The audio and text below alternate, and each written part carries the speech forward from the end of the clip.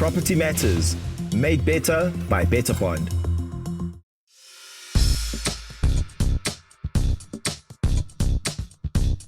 Welcome to Property Matters. Most of us associate the property market with online searches and for sale signs outside existing houses in established neighborhoods.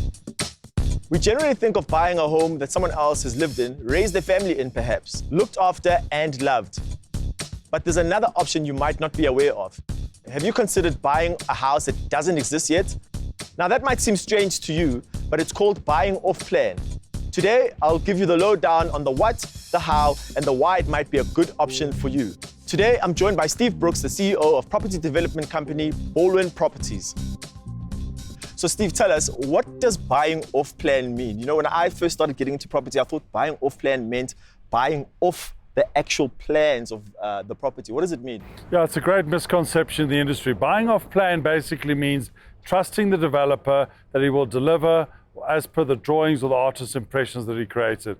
You know, you've got to have a lot of trust when you're buying off plan, because a lot of developers don't always deliver what they're supposed to deliver.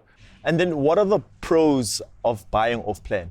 The financial benefits of buying off plan is you don't pay your bond costs, you don't pay transfer duty, and hopefully you get, if you get in early, you get the best base price. What does the base price mean? The best price just means the price that was set on phase one, because obviously as we go through the project over time, we escalate the prices. Oh, okay. So if there's a new development that's coming up and you buy in the very first phase, you buy at the cheapest price possible. Correct.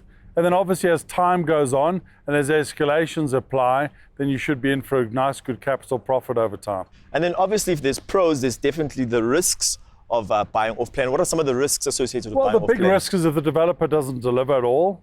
No, but then if it's not a decent developer, he'll refund your deposit.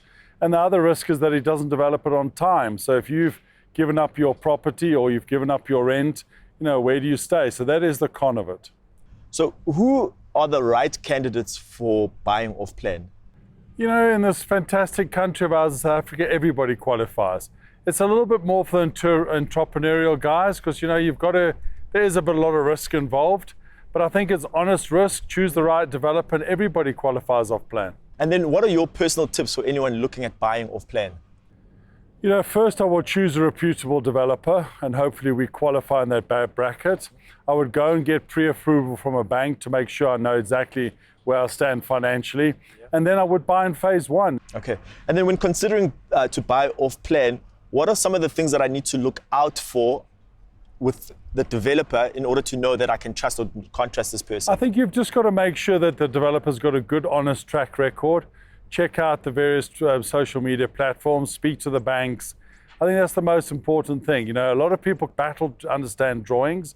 So ask them if they've got an artist's impression or a model, and to get further in depth of what it's actually going to look like when it's finished. And then some of the risks associated with buying off plan is that you're the very first person to live there. So some of the defects and the snags, you're the first person to experience them. Whereas when you buy something that's already existing, you already can walk in and see what some of the problems are. If I buy off plan, move in, and the thing is falling to pieces, who do I speak to? All the property in the country is covered by the warranty from the NHBRC, which is the National Home Building Registration Council.